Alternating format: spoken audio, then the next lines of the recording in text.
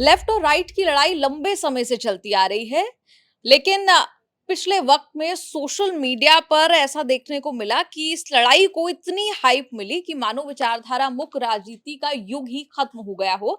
आज हम आप सबको इसी लेंस से देखा जाता है कि आप लेफ्ट हो या राइट हो। मंच पर जो हमारी आज की मेहमान हैं, वो जरा लेफ्ट हैं, लेकिन कितनी राइट साबित होंगी, वो फैसला हम आप पर छोड़ेंगे। मंच पर स्वागत करते हैं सीपीआईएम की बेबाक सिपाही सायरा शाह हलीम का। Thank you. सायरा जी, बहुत बहुत स्वागत है आपका न्यूज तक के मंच पर। चूंकि आपके पिताजी जो हैं वो मिलिट्री सर्विस में रहे, भारत के अलग अलग शहरों में आप पली बड़ी, गल्फ में भी आपके कई साल बीते। कैसा परिवेश था, कहाँ कहाँ आप पली बड़ी, कैसे शुरुआत हुई जी? जी, तो सबसे पहले निधि जी नमस्कार, और जितने भी यहाँ पे दर्शक हैं, उन सबको नमस्कार मैं यहाँ पे प्रस्तुत कर रही हूँ।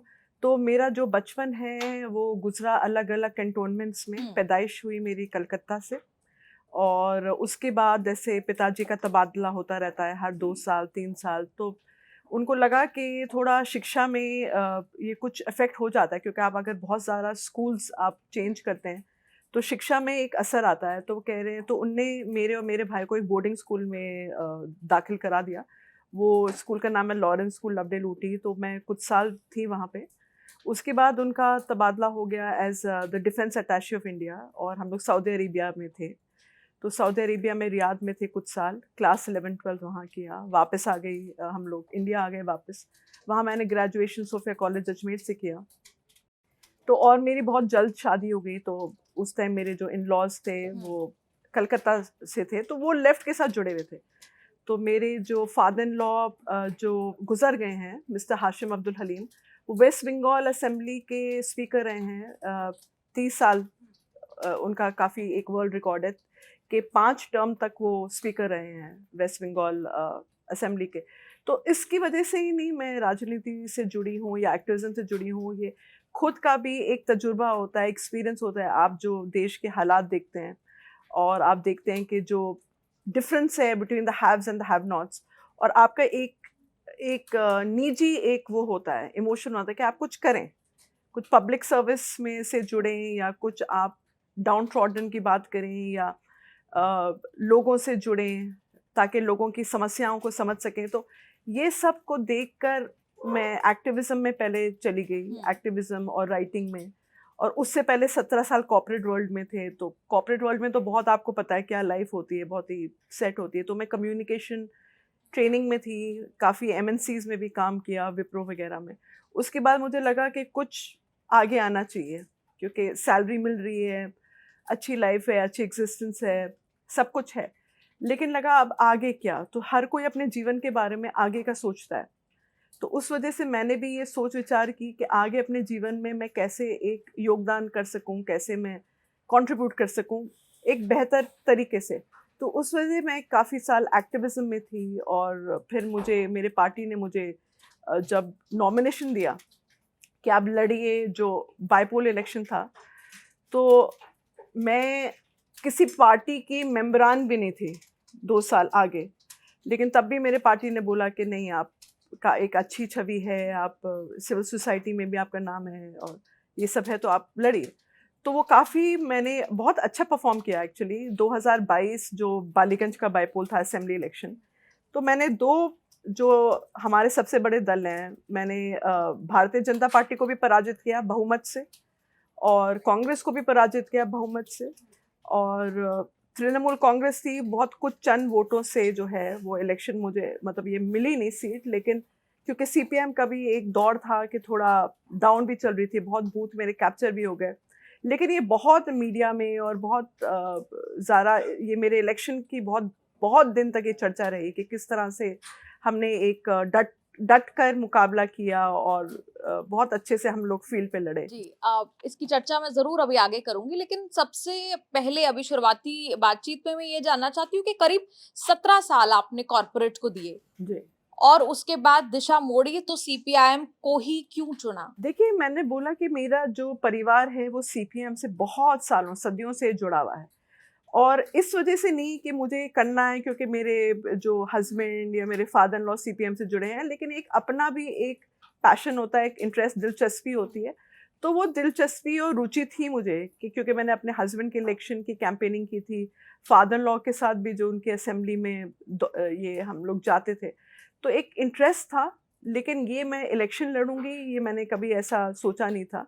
मुझे ये था कि ज़मीन के साथ लोगों के साथ जुड़ना और कैसे मैं हम एक कंट्रीब्यूट कर सकते हैं, बस वो ही ख़यालात थे।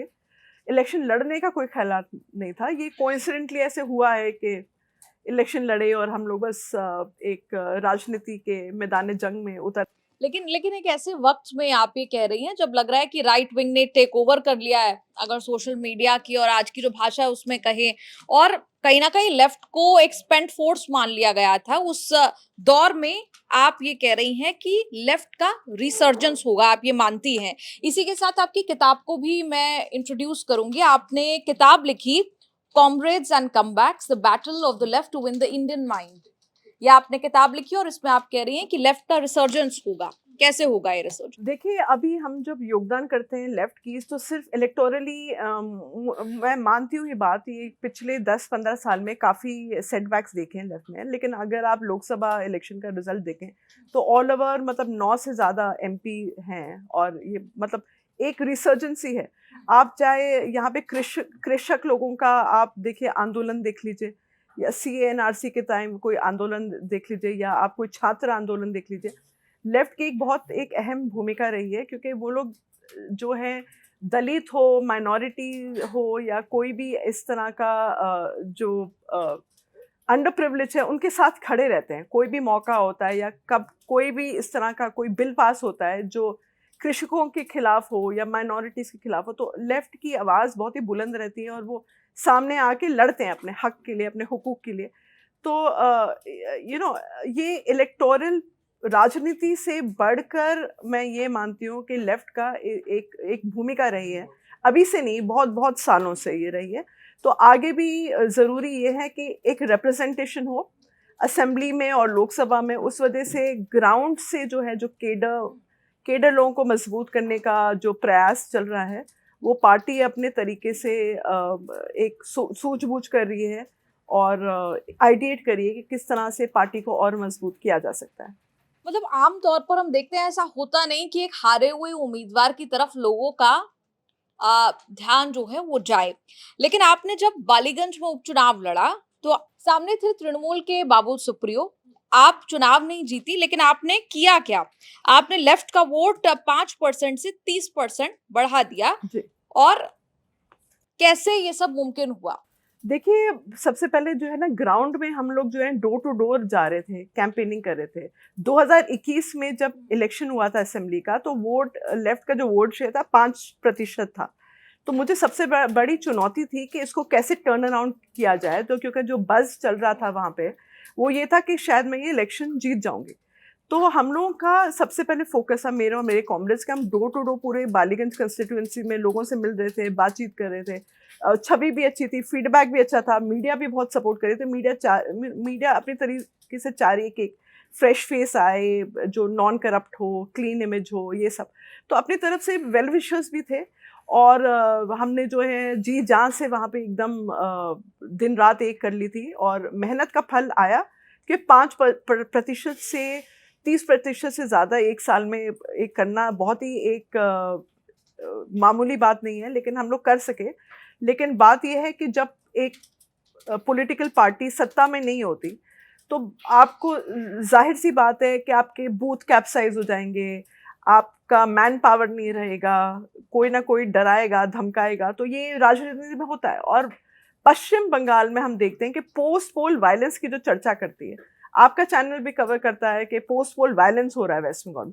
तो पोस्ट पोल वायलेंस बहुत ही एक गंभीर समस्या बन गई है, जो इलेक्शन के बाद ही आप देखते हैं कि जो विरोधी दल के सदस्य, विरोधी दल के जो होते हैं कॉन्टेस्टेंट्स, उन पे हमला होता है, ऑफिसेस को जलाया जाता है, और जो वहाँ पे पोलिंग एजेंट्स होते हैं उनको भी डराया जाता है कि भाई हम इलेक्शन के बाद आपको देख लेंगे।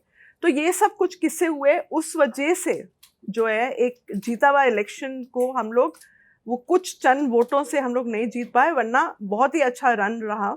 बीजेपी को इस समय में पराजित करना एक मामूली बात नहीं है, और मैंने बहुमत से बीजेपी को पराजित किया और कांग्रेस को भी बहुत ही बहुमत से पराजित किया। तो वो मैं एक छोटी बात नहीं समझती, और लोग कह रहे हैं बहुत ही एक ऐतिहासिक तरीके से एक छवि बनी थी उस साल। जी। नसीरुद्दीन शाह की आप भतीजी भी हैं। इस साल भी उनके कुछ बयान रहे, पिछले साल भी कुछ बयान रहे, इस्लामोफोबिया का उन्होंने ज़िक्र किया तो बहुत बवाल हो गया था। बात हुई थी उस दौरान आपकी उन जी, हुई थी। देखिए, अब वो जो है एक हम लोगों का ये एक डेमोक्रेसी है। अब डेमोक्रेसी में अपनी जो विचारधारा धारा है, तो लोग फ्री बोल के बोलते हैं, बेझक बोलते हैं। तो वो उनका नेचर है कि वो उनके जो ओपिनियन है या कुछ राय है तो वो बोल दें, बेझक बोल दें। तो वो कुछ-कुछ हादसों पे बोलते हैं, तो कभी-कभी वो कंट्रोवर्शियल हो जाते हैं, मैं मानती हूँ, लेकिन वो अपने दिल की बात एकदम बेधड़क बोलते हैं।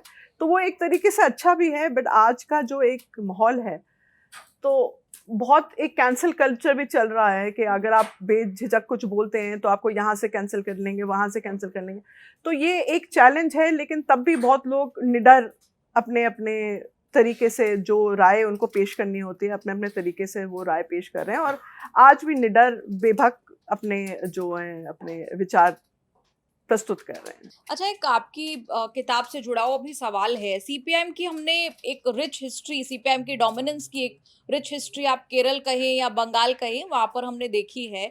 लेकिन ऐसा क्या हुआ कि उसका एक्सपेंशन नहीं हो पाया, अगर हम कंटेम्परेरी पॉलिटिक्स की बात करें? जी, देखिए, आप अगर इतिहास में जाएँ तो स्पेशली आप केरला देख लें, त्रिपुरा देख लें, या आप हुँ। वेस्ट बंगाल देख लें, तो बहुत सालों से लाइक वेस्ट बंगाल में स्पेशली मतलब 30-35 साल सत्ता में रहना कोई मामूली बात नहीं है। लेकिन 2011 से पहले ही जब ममता बनर्जी राजनीति के मैदान में उतर रही थी, तो वो एक female politician, fiery female politician की उनकी एक छवि रही है कि हम प्रो फार्मर्स हैं और प्रो माइनॉरिटीज़ हैं, ये वो। तो वेस्ट बंगाल में, पश्चिम बंगाल में 30% से ज़्यादा माइनॉरिटीज़ की तादाद है, और वहाँ पे महिलाओं का एक जो उनका जो राय रहती है, उसको बहुत गंभीरता से लोग लेते हैं। तो एक विमेन और एक माइनॉरिटीज़ के सपोर्ट से उनको बहुत अच्छा उनका परफॉर्मेंस लिया। लेकिन हम देख रहे हैं कि पश्चिम बंगाल में जो माना जाता था कि कलकत्ता बहुत ही एक सुरक्षित एक मेट्रोपॉलिटन सिटी है। आरजी कार आपने देखा पिछले साल, वो भी गवर्नमेंट इंस्टीट्यूशंस के दौरान जो एक महिला का किस तरह से रेप हुआ। अभी भी आप देख लीजिए, कोई रेप का कुछ ना कुछ चलता रहता है।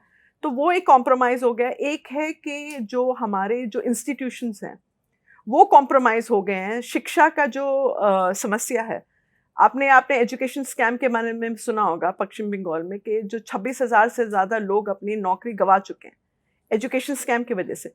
तो यहाँ पे स्कैम्स के जो खिलाफ हम लोग लड़ रहे हैं, जो तरह-तरह के जो करप्शन स्कैम्स दिन बर दिन यहाँ पे सामने आ रहे हैं लोगों के, और यहाँ पे जनता देख रही है। लेकिन यहाँ पे मैं मान रही हूँ कि इलेक्टोरली एक हाई पे हैं मिस ममता बनर्जी, लेकिन विरोधी दल अभी भी जो लोगों की समस्या होती है या कोई सोसाइटी में कुछ काम होता है, उसके उनको एक आईना दिखा रही है कि यहाँ पे आपको फोकस करना होगा, क्योंकि यहाँ पे करप्शन चल रहा है, इलीगल बिल्डिंग्स तैयार हो रही हैं, ठीक है, और बाकी और भी जो समस्या हैं करप्शन की, तो वो भी सामने आ रही हैं, उभर के आ रही हैं। घोटाले जो हो रहे हैं, घोटाले का जो यहाँ पे बहुत तरह के सामने आ रहे हैं, तो वो ही हम लोग उसके खिलाफ लड़ रहे हैं, और अपनी जो है बात आगे जनता के सामने अपनी अपनी बात हम लोग रख रहे हैं। जी। अच्छा, लेफ्ट से अगर हटकर बात करें तो आपका कोई फेवरेट पॉलिटिशियन है क्या? मैं राहुल गांधी को बहुत पसंद करती हूँ, प्रियंका गांधी भी पसंद करती हूँ, सीताराम येचुरी मेरे फेवरेट थे, लेकिन वो बहुत दुखद की बात है, अभी हाल में वो गुजर गए। लेकिन बहुत ही एक फायरी लीडर माने जाते थे, और जो जो ताकतें होती हैं वो उनसे बहुत ही कठोर प्रश्न करना, तो बहुत बेखौफ तरीके से वो करते थे प्रश्न अथॉरिटी से। तो वो हम आज भी राजनीति में मिस कर रहे हैं, जो सीताराम येचुरी, कॉमरेड सीताराम येचुरी का जो योगदान रहा है।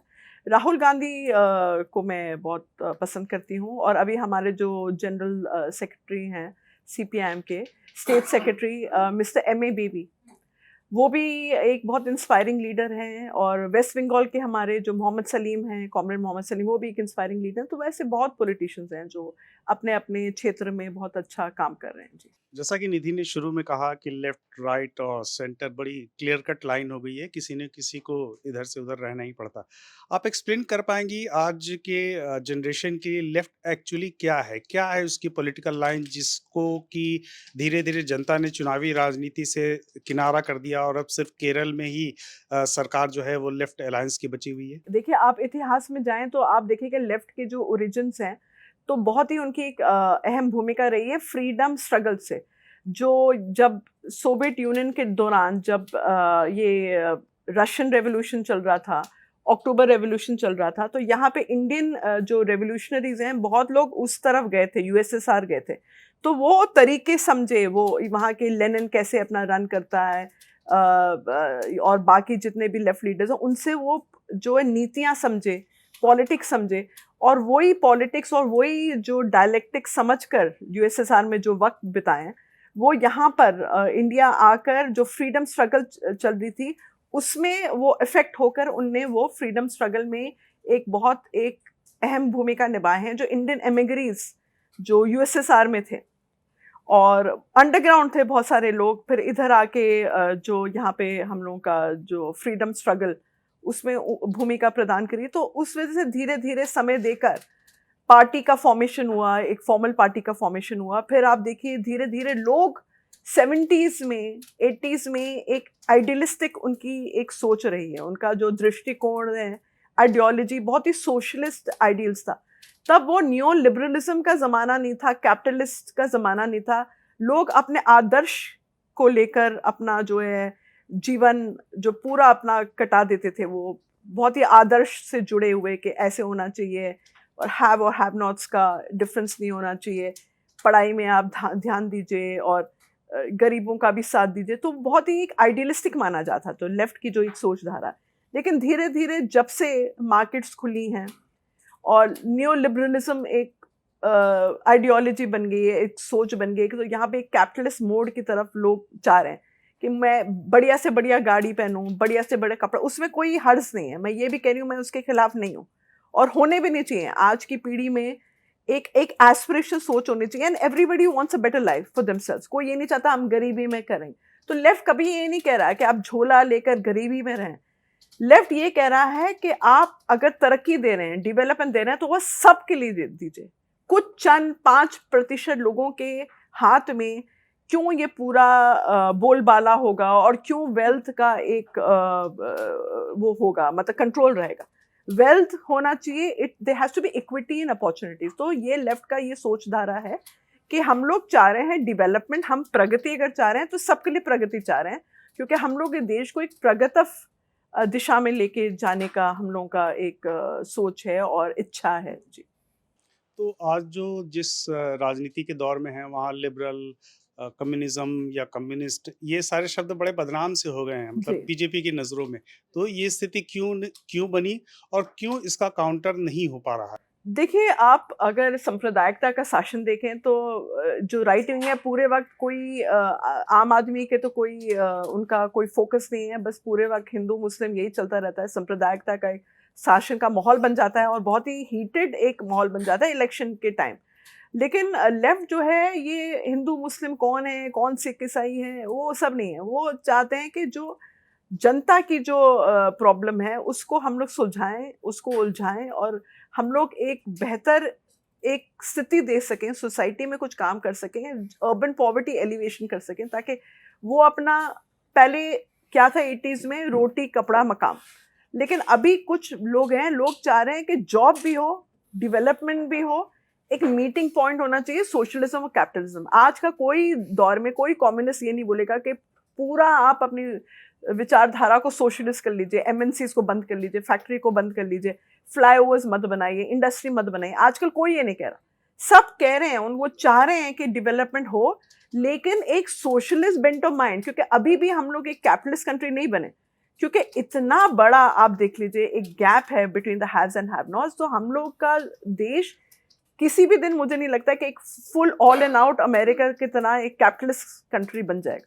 सोशल वेलफेयर हमेशा रहेगा eight the back of the mind कि अर्बन पॉवर्टी एलिवेशन कैसे करें और मिडिल क्लास को थोड़ा और अपर मिडिल क्लास कैसे करें ताकि पालन पोषण हो सके बच्चों का, शिक्षा प्राप्त कर सकें, जो वेलफेयर स्कीम्स हैं उनको वो लोग असिमुलेट कर सकें। So all that will be there at the back of the mind. जी। ये जो फॉल हुआ लेफ्ट का पॉलिटिकली और खास करके इलेक्टोरल पॉलिटिक्स में, क्या 2004 में कांग्रेस के साथ जाना लेफ्ट विचारधारा के लिए सुसाइडल हुआ, और फिर घूम फिर कर जब बीजेपी इतनी मजबूत हो गई 2019 के चुनावों के बाद, और जब इंडिया गठबंधन बना तो फिर लेफ्ट जो है वो कांग्रेस पार्टी के साथ आ गई, तो ये कॉन्फ्लिक्ट क्या है? ये क्या सर्वाइवल का है कि किसी तरह से हम सर्वाइव करें, या फिर लेफ्ट की विचारधारा भी अब उतनी मजबूत रही नहीं? ये बहुत ही अहम प्रश्न है, एक आप ठीक बोल रहे हैं। देखिए, जब कोएलिशन होता है तो एक कांग्रेस की जो सोच धारा रही है, तो बहुत लोग ये जाके नहीं देते वोट के लेफ्ट के कैंडिडेट्स को। लेफ्ट की पार्टी लेकिन भरपूर सपोर्ट करती है। जब भी कोई कांग्रेस कोएलिशन होता है, कांग्रेस का कोई कैंडिडेट होता है, हमेशा मैंने खुद जाकर कांग्रेस कैंडिडेट को वोट दिया है कितने बार, जब भी कोएलिशन में रहती है हमारी जो सरकार। लेकिन ये ऐसे होता है इतिहास में कि कांग्रेस के वोट जो है कभी समटाइम्स फॉर सम रीजन वो ट्रांसलेट नहीं होते, पता नहीं क्यों, बैलेट बॉक्स में वो ट्रांसलेट नहीं होते। और पश्चिम बंगाल के जो लोग हैं बहुत ही एक सेंटिमेंटल हैं, क्योंकि वो 1970s की छवि जानती है, जो एक तरीके से बहुत ही वायलेंस जो कांग्रेस करी थी केडर्स के ऊपर, कॉमरेड्स के ऊपर, तो एक सेंसिटिव इशू बन जाता है। क्योंकि बहुत कांग्रेस के कैंडिडेट बोलते हैं हम लेफ्ट के कैंडिडेट को नहीं वोट करेंगे, बहुत के लेफ्ट के लोग होते हैं कहते हैं हम कांग्रेस को वोट नहीं करेंगे। तो ये थोड़ा अनबन बन जाती है। लेकिन आप देखिए, जब भी इंडिपेंडेंट इलेक्शन लड़ा है, चाहे वो कांग्रेस हो या सीपीएम हो, तो वो उनके जो पर्सनल वोट शेयर हमेशा बढ़ा है। लेकिन ये जो डिसीजंस और न्याय फैसले होते हैं वो हमारे सीनियर्स लेते हैं। इसमें हम लोग हमारी कोई भी पर्सनल राय है तो वो हम अपनी पर्सनल राय तक ही रखते हैं, क्योंकि ज़्यादातर ये डिसीजंस वो तो ऊपर की जो थिंक टैंक है वो ही लेती है। जी। केरल में कांग्रेस और लेफ्ट का डायरेक्ट फाइट है।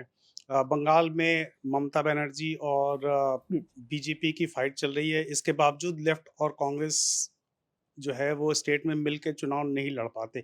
तो क्या यही एक कंफ्यूजन है जिसकी वजह से वोट जो है वो ट्रांसलेट नहीं हो पा रहा है? इंडिया अलायंस में होने के बावजूद, राहुल गांधी के समर्थन में लेफ्ट के खड़े होने के बावजूद?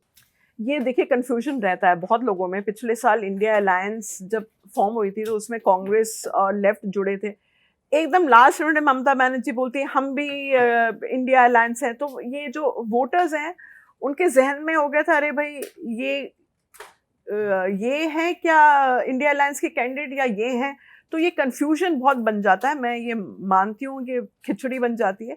तो ये थोड़ी क्लैरिटी होनी चाहिए in the mind of the voters कि भैया इंडिया अलायंस का कौन कैंडिडेट है, क्या किस तरह का कोलिशन बना।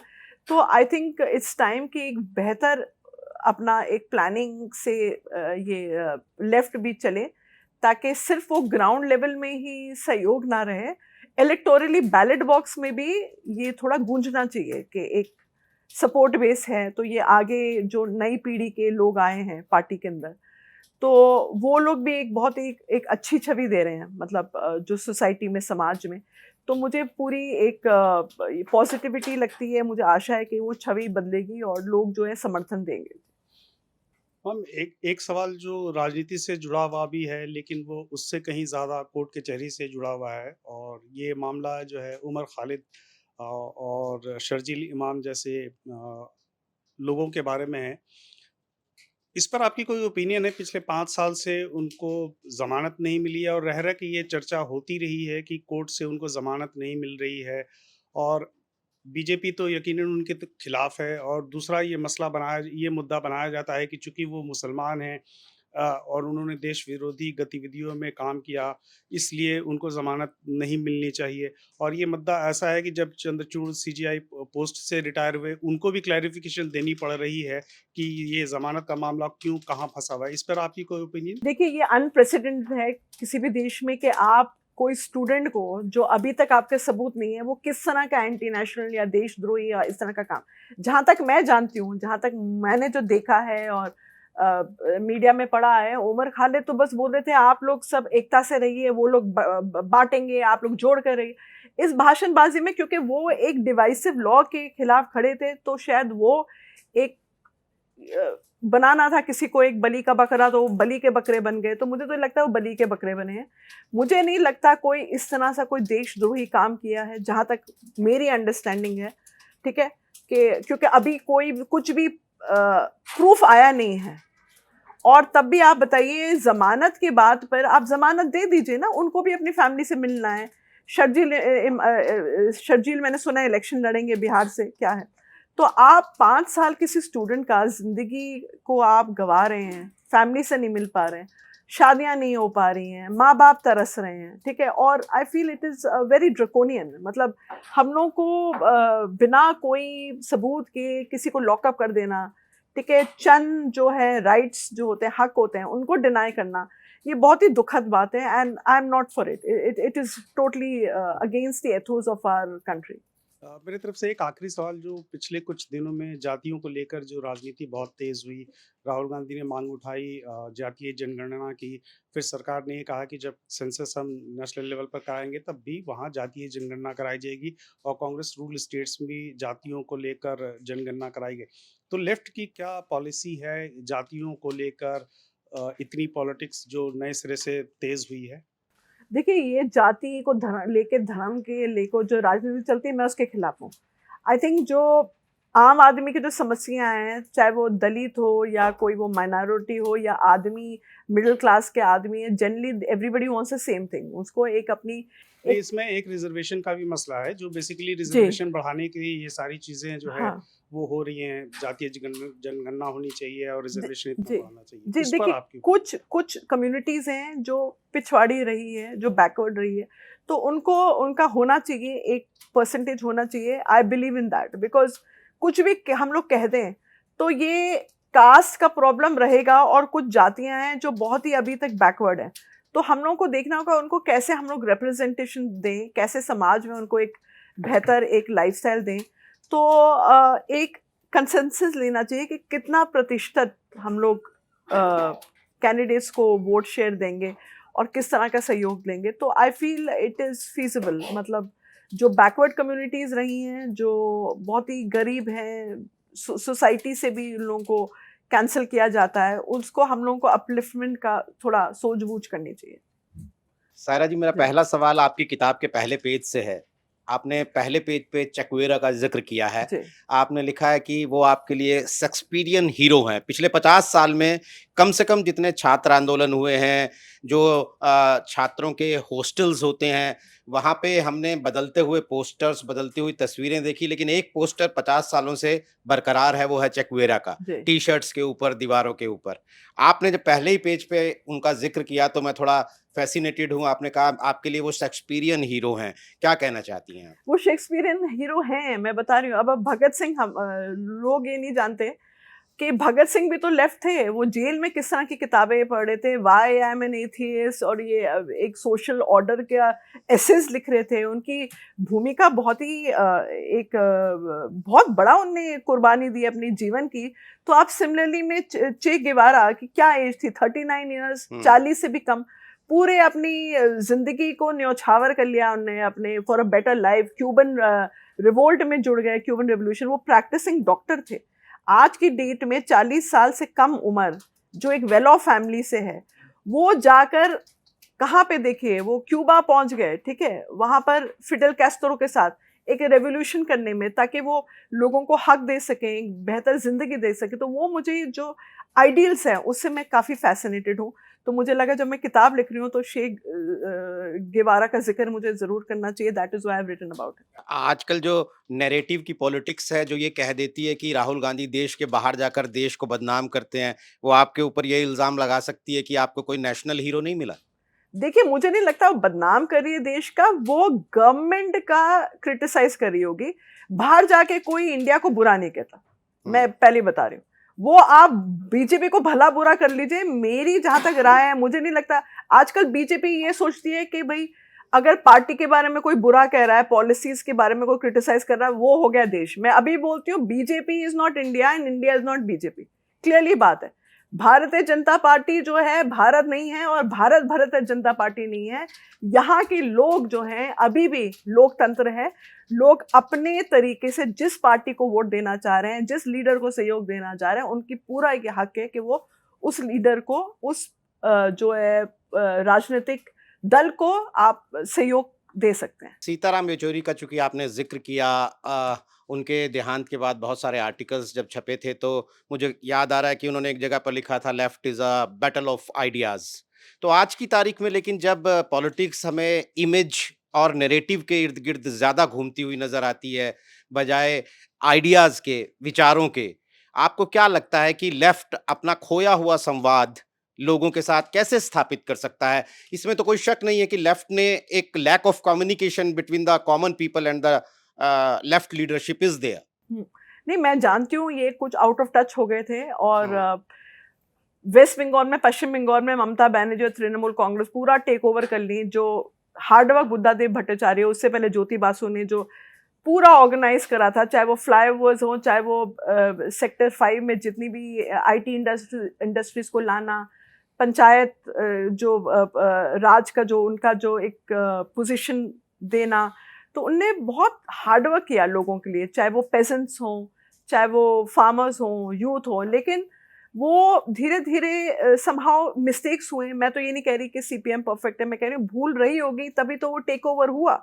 अब ऐसा टेक ओवर हुआ कि वो मतलब पिछले 15 साल से वो टेक ओवर ही चल रहा है। तो ये बहुत ही मतलब हम लोगों को बहुत ये उदासी हो जाती है सोच कर के आगे कैसे बढ़े, आगे कैसे हम लोग रिक्लेम करें वो स्पेस जो लेफ्ट की रही है। तो उस वजह से हम लोग सब निकले हुए हैं। मतलब आप सोच लीजिए, मतलब मैदान जंग में निकले हुए अपने अपने तरीके से, चाहे किताब लिख रहे हैं या इलेक्शन लड़ रहे हैं या अब जैसे मीडिया में आ रहे हैं या जो भी है, अपने अपने तरीके से लोग अपने अपने जो लड़ाई लड़ रहे हैं, जंग लड़ रहे हैं जी। कुछ लोग ये भी कहते हैं कि ममता बनर्जी ने बेसिकली लेफ्ट की ही, सीपीएम की ही जो एक विचारधारा थी उसको सत्ता के फॉर्मूले में बदल दिया। बेसिकली उन्होंने एक क्लेवर पॉलिटिकल ट्रांसफॉर्मेशन कर दिया है। बिल्कुल बिल्कुल। आपका क्या कहना है, थोड़ा इसको एक्सप्लेन कर सकती हैं? जी, एक पोर्ट्रेल करी थी कि I am more left than the left. आपने पढ़ा होगा मीडिया में, तो वो एक उनकी छवि गई कि मैं तो भैया लेफ्ट से भी ज्यादा लेफ्ट हूँ। मतलब जो उनकी जो डोल पॉलिटिक्स चल रही है कि आप 1,000 इलेक्शन से पहले 500 बढ़ाएंगी और ये करेंगी, ये स्कीम खोलेंगे। मैं ये नहीं कह रही वो स्कीम खराब है, क्योंकि इतनी गरीबी है मतलब पश्चिम बंगाल में, शायद वो लोग इसको अप्रिशिएट कर रहे हैं। ठीक है, तो there is nothing wrong in it. मैं ये नहीं कह रही गलत बात है, लेकिन आगे जो करप्शन के जो स्कैंडल हो रहे हैं, जो सेफ्टी सिक्योरिटी का मामला आता है महिलाओं का, उसमें वो एकदम फेल हो चुकी है। आप देखिए शिक्षा का जो घोटाला हुआ, 26,000 लोग अपना जो है नौकरी गंवा चुके हैं और शिक्षा मंत्री जो है वो जेल में है, मिस्टर पार्थो चैटर्जी। तो ये कभी भी किसी स्टेट में ऐसा नहीं हुआ कि कोई सिटिंग एजुकेशन मिनिस्टर जेल की चक्की पीस रहे हैं, लेकिन ये ऐसे हुआ है। और ये यहाँ पे लोगों को, लेकिन उससे मुझे जो लगता है आम आदमी ये चाहती है कि हम लोगों का सेकुलर स्टेट होना चाहिए, बीजेपी नहीं आनी चाहिए। तो वो समहाउ एक इमेज बन गया है कि ममता बनर्जी एक लीडर हैं जो भारतीय जनता पार्टी को टक्कर दे सके, ऐसे छवि है। लेकिन आम आदमी और लेफ्ट ऐसा नहीं मानता। लेफ्ट ये समझता है कि ममता बनर्जी भारतीय जनता पार्टी से उनका कोई अंडरस्टैंडिंग है, तभी तो एंट्री मिल रही है भारतीय जनता पार्टी को, इतनी सीटें मिल रही हैं। जो लेफ्ट के टाइम एक सीट नहीं थी, जब से ममता बनर्जी आई हैं सत्ता में 2011 से लेके, आप वोट शेयर देख लीजिए भारतीय जनता का बढ़ रहा है। तो वो किसके सहयोग से बढ़ रहा है?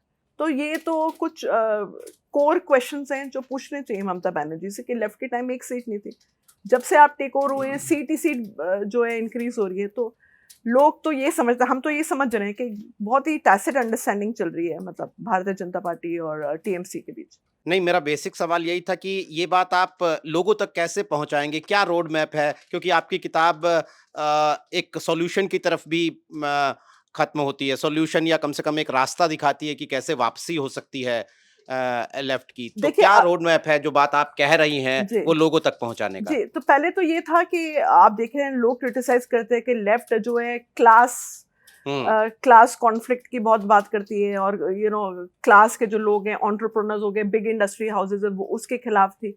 लेकिन अभी मुझे लगता है क्लास से ज्यादा कास्ट जो होती है या फिर LGBTQI कम्युनिटीज हैं या लेसर प्रिविलेज्ड हैं, दलित्स हैं, they are women, they have to be put in the same umbrella, I feel, you know, वो उसको थोड़ा ब्रॉड बेस कर देना चाहिए and not just fight this big capitalist. वो बिग कैपिटलिस्ट के खिलाफ लड़ाई करके वो कुछ, मुझे नहीं लगता कोई ज़्यादा कुछ असर है। ये मेरा एक पर्सनल राय है। I feel the actual enemy is जो सांप्रदायिकता का शासन, वो हर चीज़ में आप सांप्रदायिकता घुसा रहे हैं, जो राजनीतिक जल, उससे देश को बहुत नुकसान हुआ है।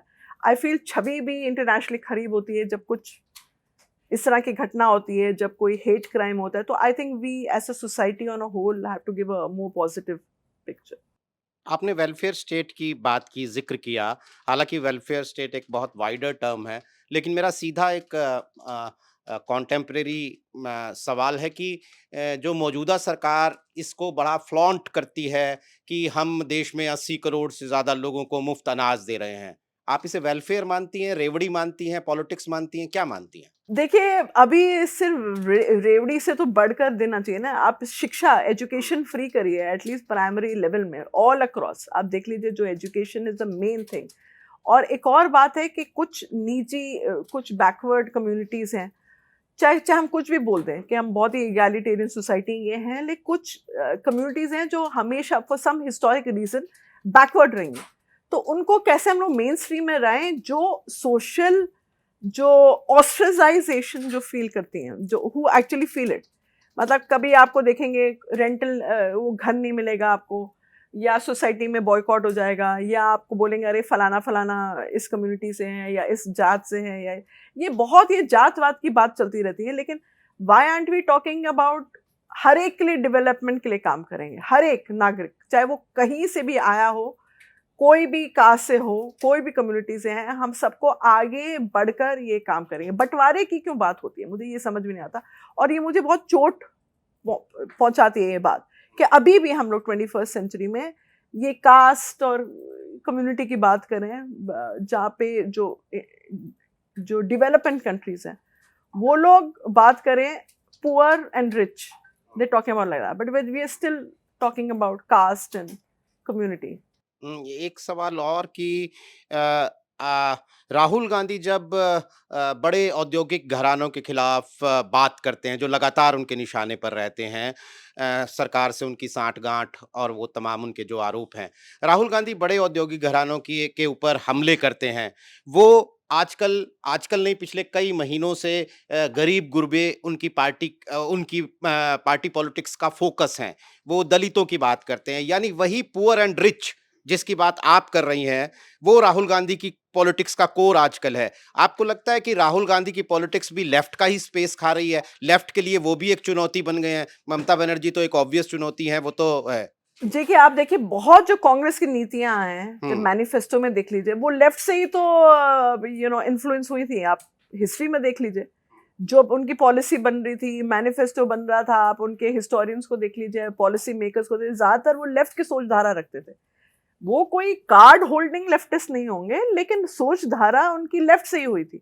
अब जितने भी यहाँ पे आप स्वतंत्रता की जो लड़ाई हुई थी, उस टाइम के आप जितने भी फ्रीडम फाइटर्स को देख लीजिए, सोच धारा लेफ्ट ही थी। आप चाहे वो अपने आप को कांग्रेस बुलाएं, या आप अपने आप को समाजवादी बुलाएं, या जो भी बुलाएं, सोच धारा लेफ्ट की ही रही है। And you don't have to be a card carrying communist to say that, but जो सोच धारा है वो वही थी लेफ्ट की। तो मुझे ये लगता है कि सबसे पहले जो राहुल गांधी जी हैं, वो लेफ्ट ऑफ सेंटर ही बोलेंगे उनको, मैं एकदम लेफ्टिस्ट नहीं बोलूँगी, लेफ्ट ऑफ सेंटर बोल सकते हैं उनको। तो वो रही है उनकी प्रो पुअर, एंटी। देखिए, आई डोंट थिंक कि कोई यहाँ पर बड़ा कोई इंडस्ट्रियलिस्ट के खिलाफ है। He is against corruption. जो यहाँ पर जो करप्शन के जो चार्जेस हैं, तो आपको पता है वो किस इंडस्ट्रियलिस्ट के खिलाफ हैं, वो करप्शन का मामला जब आता है उसके खिलाफ है। नहीं, मेरा ये तो आपने एक वैचारिक बात की। मैं राजनीतिक बात कर रहा हूँ। चुनावी जंग में वो आपके लिए एक कॉम्पिटिशन है, पॉलिटिकल राइवल हैं? केरला में तो है, केरला वो में तो तो है। केरला तो में वो तो है। डाइकोटमी रहेगी, हैं, केरला में तो एकदम है। हैं। बाकी अक्रॉस इंडिया तो हम लोग सपोर्ट देंगे ही, लेकिन केरला में एकदम कट्टर है, फेस टू फेस है।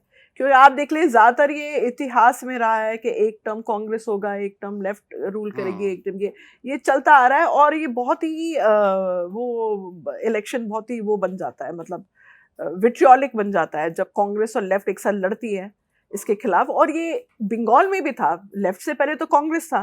कांग्रेस लेफ्ट कैसे आई सत्ता में, एकदम जी जान से लड़ाई करके कांग्रेस के खिलाफ, तब वो सत्ता में आए।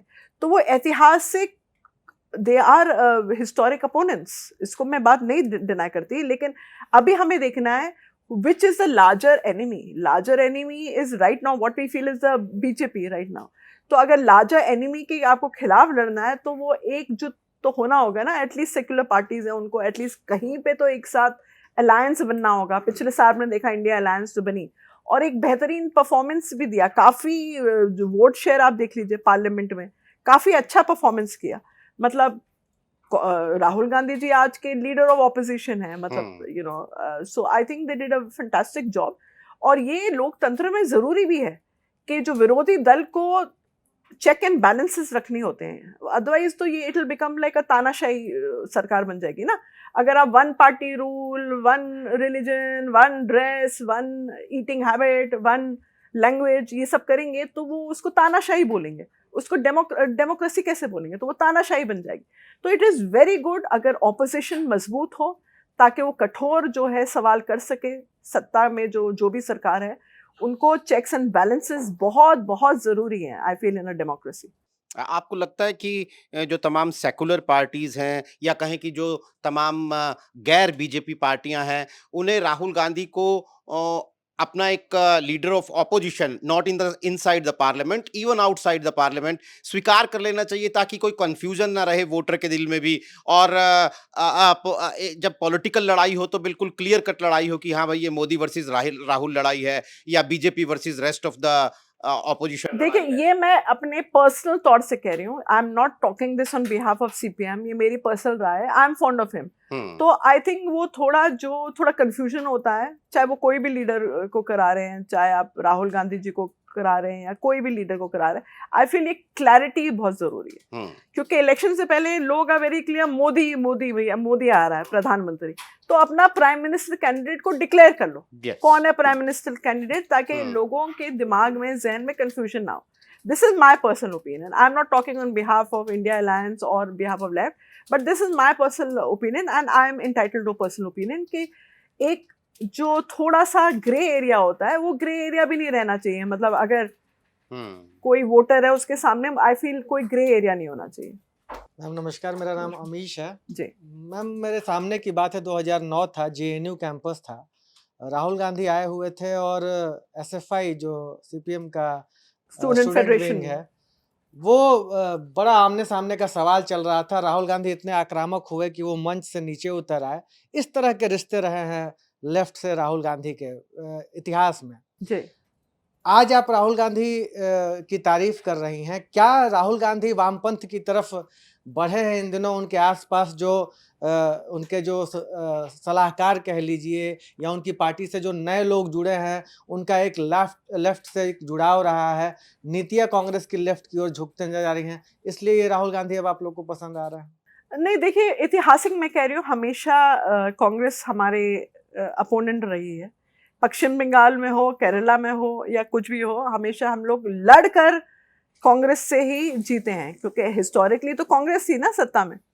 तो पश्चिम बंगाल में तो कांग्रेस ही सत्ता में, तभी तो लेफ्ट पार्टी कांग्रेस से लड़ के सत्ता में आए, ठीक है। और ऐसी सत्ता में आया है कि 30-35 साल कोई पार्टी का नाम और निशान नहीं था, जब तक कि तृणमूल कांग्रेस आई और वो छवि लेकर आई कि भाई हम लेफ्ट से भी ज़्यादा लेफ्ट हैं, ठीक है। जबकि ये बात सच नहीं है, इस बात को हम चैलेंज कर सकें।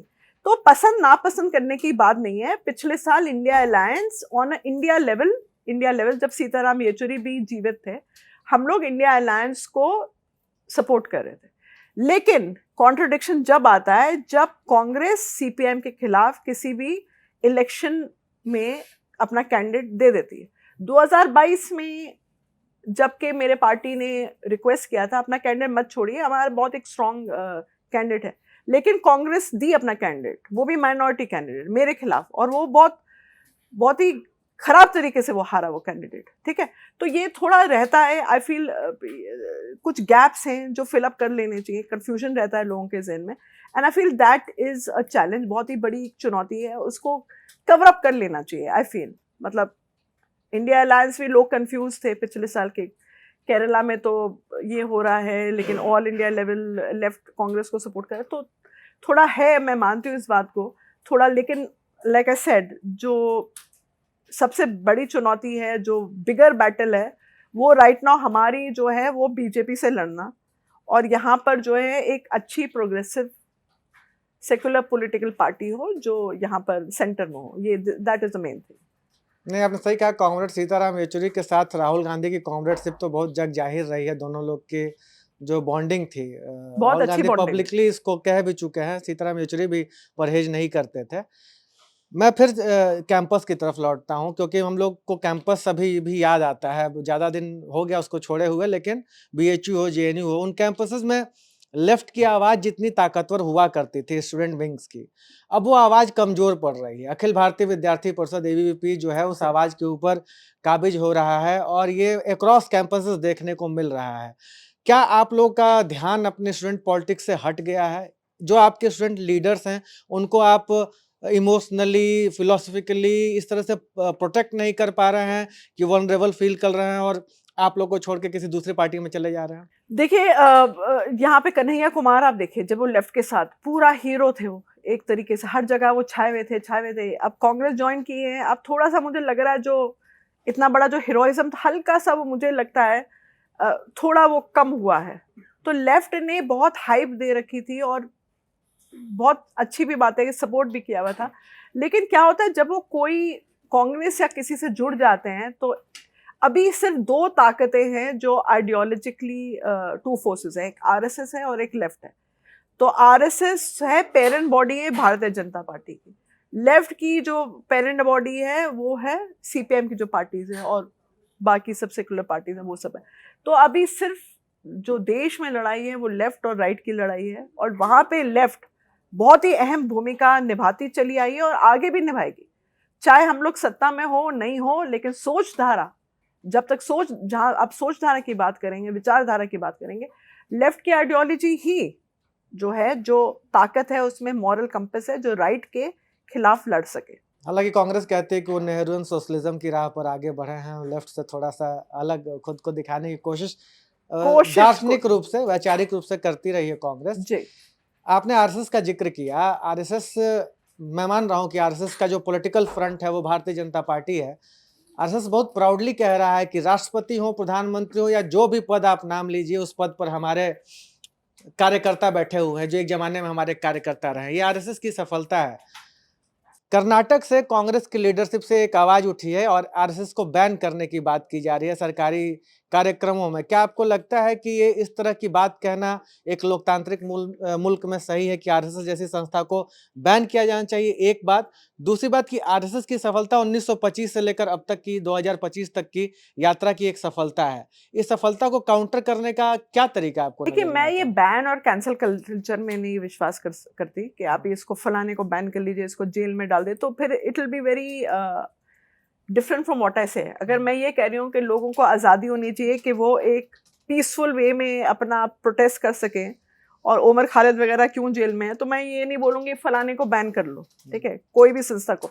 लेकिन फ़र्क पड़ा है, मैं बता रही हूँ, हमारे जो सामाजिक जो रिलेशनशिप रही है, दोस्ती याराना एक रहा है सारे कम्युनिटीज़ के साथ, वो मैं कह रही हूँ ये बहुत इन्फ्लुएंस किया है। और ये जो नफरत है स्कूलों में भी पहुंच रही है, कॉलेजेस में पहुंच रही है, which is something that I am concerned about. अब इसके बारे में क्या करेगी हम लोग के जो देशवासी हैं, आगे इसके बारे में क्या सोचेंगे, क्या हम लोग निर्णय लेंगे, दैट कलेक्टिवली हम लोग को एक निर्णय लेना होगा। But personally I am against a ban cancel culture के मैं खिलाफ हूँ, चाहे वो पिक्चर कितना भी नफरत दिखा रही है, जो दिखा रही है, लेकिन मैंने कहा चलने दो, चलने दीजिए, लोग तय करेंगे ना कि आप उस आइडियोलॉजी के खिलाफ हैं या उसको सब्सक्राइब कर रहे हैं उस आइडिया को, तो लोगों को आप जो हैं वो तय करने दीजिए कि आप क्या है। मैं मोदी सरकार जब सत्ता में आई शुरुआत में 2014 के बाद से, तो जो सिविल सोसाइटी थी, सिविल सोसाइटी जो है, पढ़ने लिखने वाले लोग अर्बन नक्सल की तरह चिन्हित किए गए। हमने देखा है जीएल साई बाबा जैसे लोगों के साथ क्या हुआ। अभी नक्सलिज्म के खिलाफ भी एक युद्ध चल रहा है इस देश में, और वो अब सरकार के मुताबिक इस कगार पर पहुंच चुका है जहां नक्सली अब सरेंडर करने की स्थिति में है। वामपंथ को नक्सलिज्म से जोड़ा गया है लगातार इतिहास में भी। क्या आपको लगता है कि वामपंथ के जिस तरीके से सिविल सोसाइटी को अर्बन नक्सल्स के साथ जोड़ा गया, ये एक एजेंडा के तहत किया गया जिससे जो कहने सुनने पढ़ने वाली आवाजें हैं वो पहले खामोश हो जाएं, उसके बाद कोई विरोध का स्वर न हो? एक तो मेरा एक टिप्पणी इस पर रहेगी चाहूंगा आपकी, और दूसरी कि क्या नक्सलवाद के खिलाफ युद्ध में मोदी सरकार को क्रेडिट दिया जाना चाहिए कि वो जीत गई? देखिए, नक्सल जो है, अर्बन नक्सल जैसी तो कोई चीज नहीं है। अभी भी आप देखें, किसी ने कोई एक प्रश्न पूछा था आरटीआई, व्हाट इज अर्बन नक्सल, उसका कोई जवाब ही नहीं आया, क्योंकि ये जो है एक फिगमेंट ऑफ इमेजिनेशन है भारतीय जनता पार्टी। अभी तक वो बता नहीं सक रहे हैं आरटीआई करके कि अर्बन नक्सल चीज क्या होती है। तो आप कोई भी बुद्धिजीवी है, भारतीय जनता पार्टी का जो जैसे सोच है कि कोई इंटेलेक्चुअल है वो अर्बन नक्सल है, कोई जो उनकी नीतियों के खिलाफ कोई बोल रहा है वो अर्बन नक्सल है, फलाना फलाना माओवादिस्ट है, फलाना ये है वो है, तो वो नाम से पुकार रहे हैं, उसमें कोई सच की छवि नहीं नजर आ रही। वो बदनाम करने का एक वो है, साजिश है, और कुछ नहीं है। रिगार्डिंग वायलेंस जो नक्सल करते हैं उसके खिलाफ सीपीआईएम है, क्योंकि पार्टी ही जो कम्युनिस्ट पार्टी है वो क्यों टूटी, क्योंकि सीपीआईएम विश्वास करती है कि आप एक डेमोक्रेटिक फ्रेमवर्क से देश को चलाएं। और कुछ दल ऐसे थे जो अल्ट्रा थे कि नहीं, हम लोगों को एकदम मैदान जंग में, जंगल में एकदम गन उठाकर ऐसे कर, तो वो सोचधारा से वो ताल्लुक नहीं रखना चाहती और वो नहीं बिलीव करता है उस बात में। तो हम लोग कोई भी वायलेंस फॉर्म ऑफ गवर्नेंस में नहीं विश्वास कर सकते। कुछ ग्रुप्स रखते हैं, लेकिन हम उस ग्रुप्स को उनको सहमति नहीं देते, उनका सहयोग नहीं करते, तो वहां पे ये कॉन्ट्रडिक्शन आ जाती है। आप एक सैन्य परिवार से ताल्लुक रखती हैं, और जैसे कहा जाता है कि वामपंथी होना एक समाज में बड़ा वामपंथी बन रहे हो, अगर कोई विरोधी विचार रखते तो बड़े वामपंथी बन रहे हो, एक इस तरह की बात कही जाती है। ये भी कहा जाता है कि 62 में जब युद्ध चाइना से लड़ा था तो वामपंथी अपनी सेना के विरोध में, ऐसी बातें व्हाट्सएप और सोशल मीडिया पर कही जाती हैं। और रूस और चाइना में बारिश होती है तो छाता यहाँ के वामपंथी खोल लेते हैं, इस तरह के मजाक किए जाते हैं। आप जब वामपंथ की तरफ जा रही थी तो एक सैन्य परिवार से होने की कोई अड़चन थी, या आपके परिवार में इसको लेके कोई चर्चा हुई कि वामपंथी क्यों, मतलब आपका वामपंथ की तरफ झुकाव क्यों और कैसे हुआ? ये मेरे परिवार की वजह से हुआ। मेरे फादर इन लॉ स्पीकर रहे हैं वेस्ट बंगाल असेंबली के 30 साल से ज़्यादा, और मेरे फादर फौज में रहे हैं, जनरल रहे हैं, लेफ्टिनेंट जनरल, मेरे भाई भी फौज में थे। तो देखिए, वामपंथी फौज के खिलाफ नहीं बोलते हैं, वो गवर्नमेंट की नीति के बारे में, तो कोई कॉन्ट्रडिक्शन उसमें थी नहीं कि आप वामपंथी की तरफ झुकाव है, क्योंकि वेस्ट बंगाल में जो है, जो इंटेलेक्चुअल है, जो पढ़ा लिखा आदमी, वामपंथी को ही सपोर्ट करता है। हाँ। वेस्ट बंगाल में कल्चर रहा है ऐतिहासिक कि 25 आप साल ज्योति बसु लगातार मुख्यमंत्री का रिकॉर्ड लगातार मुख्यमंत्री रहे हैं, बुद्धादेव भट्टाचार्य भी काम किए। तो आप अगर वेस्ट बंगाल से हैं, 30-35 साल लेफ्ट का ही बोलबाला रहा है, तो जाहिर सी बात है कि अगर आप थोड़े एजुकेटेड होंगे, थोड़े से भी अगर आप एजुकेटेड, आप लेफ्ट को ही समर्थन करेंगे। तो वो इट्स विदाउट क्वेश्चन, चाहे वो कोई आर्मी का हो या वो कोई हो, वो वोट लेफ्ट को ही देते थे। और लेफ्ट जो है आर्मी के खिलाफ और इसके खिलाफ उसके खिलाफ कभी नहीं ऐसा बोली है, वो गवर्नमेंट की नीति के खिलाफ बोली है, बट आर्मी के खिलाफ कभी नहीं बोली है। वो गवर्नमेंट की नीति होती है, पॉलिसी होती है, which I feel any party should question the powers. Saira ji, हम आप जैसे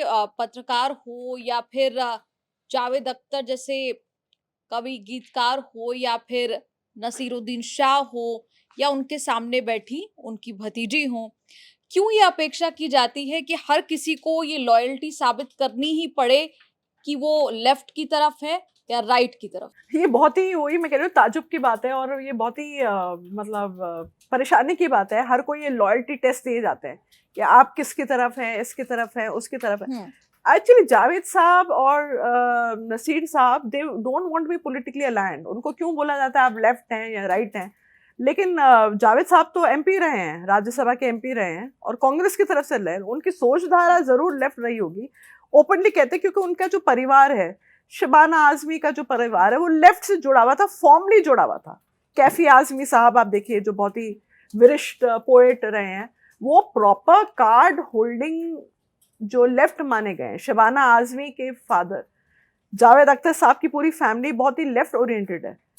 जहाँ तक नसीर साहब की बात है, उनकी आइडियोलॉजी रही होगी प्रगतव देश में, but formally he is not associated with any political party, और वो अपने अपने तरीके से अपनी राय रखते हैं। लेकिन जी, मुझे लगता है कि जो लोग कुछ थोड़े बेबक होते हैं, जो अपना ओपिनियन दे देते हैं, वो थोड़े, उनको जो है पॉलिटिकल पार्टियां घेर लेती हैं और उनको थोड़ा एक टफ टाइम देती हैं। ये मैं मानती हूँ इस बात को, वो थोड़ी चुनौती बन जाती है। जी सायरा जी, बहुत अच्छी बातचीत आपसे रही। अंत में जरूर बताइए कैसा एक्सपीरियंस रहा मंच पर आप? बहुत ही अच्छा रहा, लोगों ने बहुत ही वेल रिसर्च, आई थिंक आपकी पूरी जो टीम है न्यूज़ तक की, बहुत ही वेल रिसर्च थी और बहुत इंपॉर्टेंट क्वेश्चंस पूछे हैं। और मुझे एंड आई फील कि दर्शकों को ये बहुत एपिसोड बहुत पसंद आएगा, क्योंकि ये देश में कुछ सवाल हैं जो पूछना चाह रही हैं, एंड आई होप उन सवालों का हमने जो है उत्तर दे सकी हूँ to the best of my ability. और पूरी टीम को यहाँ न्यूज़ तक की मैं बहुत बहुत शुक्रिया, धन्यवाद। बहुत बहुत शुभकामनाएं आपकी किताब को लेकर भी। शुक्रिया, थैंक यू सो मच। तो न्यूज तक के मंच पर आपने आज देखा सायरा शाह आलिम को। अगली बार एक नए मेहमान के साथ मुलाकात करेंगे, तब तक के लिए देखते रहिए न्यूज तक।